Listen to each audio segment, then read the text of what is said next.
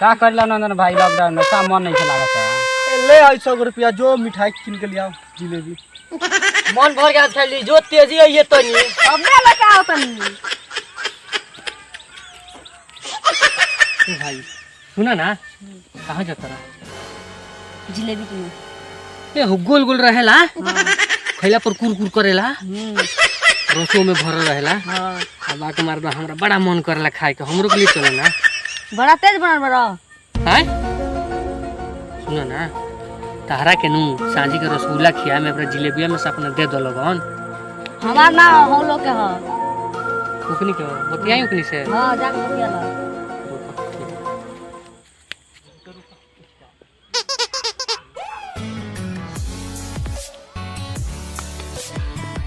हाल बा ठीक बा नु समाचार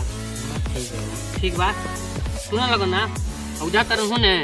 भेट भइल रहल कोनो बात नहीं के ठीक बा चलते कहां बा तनी के रहल लगन हम आवत नहीं देखो उ लो संपत्ति आके गेल बनी ओके कह देल बालो तू लेके आवो जल्दी कहां जात रह पहुकावल लेके आवो आ खूब बढ़िया पे ताजा ताजा लियो यो हां ठीक बा उ लोग कर ले बार लोग तो हां साल भर हो गेल बा खइले मार दो तू नहीं ना ठीक बा चल हम बानी जू के जा आवो जल्दी गइयो ठीक बा कोनो मोटरसाइकिल वाला भेटाई नु चाहे साइकिल वाला तो ओकरा साइकिलवा पर बैठ जइयो आई दादा कुर कुर करला जिलेबी साला जमाना हो गई सहोदरा के मेला में खात रहनी जब तो लॉकडाउन लागल बानी लॉकडाउन लागल बा साला जिलेबी सपना हो गई कोनो बात नहीं है आज बुझाता मिल जाई बुद्धि लगौले बानी चलते हैं रहे पटना रोन के पोटियावे चलो जिलेबी भाई कनी भाई लगानू आज हमरो के अपना गेम में मिला लो ठीक बा एकदम आज मियाज खुश बा का बात बा भाई आज का खुश लागत रहा। अरे भाई स्वाद मिले वाला बा स्वाद मिले वाला बा आज कौन स्वाद तनी से ना कोनी हो पटनरवा कोला सनी जाते जिलेबी किन के लिए आवे ठीक बा जाए ना तो हां सुन सुन सुन सुन दुकान बंद हो जाई मारवा दुकान बंद हो जाई हमनी भी टांग पसार के खाला अपना भी टाटी लगा के खाला ए भाई देखो भाई मुंह में पानी आ गइल लार की उतरला हमार देख लो से भाई तो हमनी क्या करेंगे ए भाई जो जो लेके आ नहीं तो काम गड़बड़ा गई ए पार्टनर रे रहे ना तो जाए ना तो अपना बीती छितरा के खइयो आ हमनी बीती आके कदी हम लोग मिला लिए सर जाए दो भाई दे दो ले आओ साइकिल वाला के दे दे लेके आइयो ना जाए दो हम लेके आओ तनी ए भाई दे ना दो लेके आवे के जो ना बबू लेके आओ साला बहुत बेइज्जती बारे लालाओ बाबू साला बड़ चोटारो बा साला आज लिख हमरा गांव में नु हमरा के केहू इज्जत ना देला तो बाहर के लोग का इज्जत दी जा दो भेज दो ई बेइज्जती बानी मंगावा ना जिलेबी यार लाल लाल मुंह आ देखा के हमनी के देला हलो ए तो आज खियाओ लगन बिहान समु खियाएम खीरा बात तो खिएबे ना कइलो तो उ तुम जिलेबी मिठाई ए भाई का हम कहीं अच्छा सुनो लगन कौन उपाय क के ले आओ लगन भाई सुनो तो ना पूछू क के ले आओ सन जिलेबी बड़ा मन खइले बा ढेर दिन मेला लागत रहे 2 साल से तो लॉकडाउन लागता आ मेला में के जिलेबी खइले बने हमार पटनरवा खियौले रहे वो अपना पैसा से ना लेके आओ सन जा सन रुक राय मिला के देख बता नहीं हां ठीक बा राय कर लो सन जल्दी से दुकानिया बंद हो जाई राय कर के आओ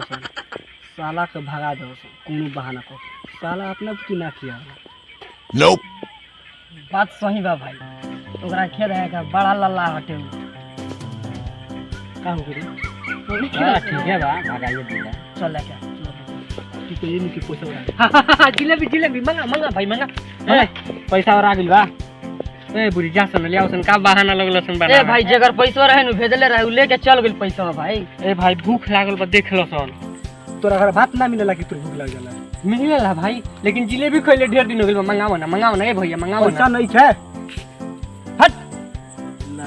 मंगाओ ना जाए दो पैसा जगर है उ ले चल गई मंगाओ ना हो गई तो मार दो भले 2 हाथ मार लेकिन मंगाओ जिलेबी एक तरह से समझाओ ना ए भाई पैसा नहीं तोरा के सूद प्लस खिया देम ना सब चीज कसम ना से खान ले प्लस ना खान भाई रे हई उठाओ झापड़ मार 4 झापड़ मार 4 झापड़ जब पैसा आलाई नहीं खत्म तोरा मारिए तो कथि कर मन जिलेबी खिया दे पार्टनर पैसा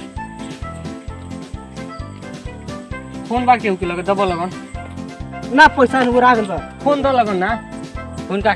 कर है पापा लगे फोन करे के बा दे दे भैया मरलो त कहां जब जिलेबी ना खियाव के रहलो त मुड़ी पाट बिल बा काहेला अपन पापा का बताइब फोन करके ना तो जिलेबी खियावो भाई ना तो लफड़ा हो जाई काहेला पैसा नहीं क्या भाई हमने ठोई ते मरले जिलेबी खियावो सन ना तो लफड़ा हो जाई लोड चुबो तनु ओए फोन करो लफड़ा ना करा देनी फोन करके तब कहियो मोबाइल दे धर लोड बात है ना भाई जिलेबी ना खियावला सन मरलो सन जाके लफड़ा करे याद काती नाम हो काती नाम हो दानवा बंदानवा संदानवा सब कोनो के पकड़वाए पक्का मार ना भइल मुड़ी ना फाटल तो कह लगन ऐसे कि तहनी के मारियो देल बड़ावन जिलेबी नहीं खलन चले तहनी के नंदानवा बंदानवा संदानवा चंदानवा सब कोनो के पास है देखलो सन ए खाली मार जा तुन बानी जा तो औरी ढोकला तारो जा तनी खाली धमकी देला मार करवाओ के जो करवा दे तो किने ना कहियो आ हमनी में लोरुआ के को तो कि हमरो खिए सो दो जा के एकदम धमकी दे के जातनी धमकी पहले बता दे जो जा कह दिए घरे अबे तो जिला में हो बड़ा लाठी लेके रखवारी करे ताज ये तो दवाई बना दियन तहनी के कोई ना किन के खा ले होला हिए ना दे जानता रे ना किन के खानी ना सुनो सुन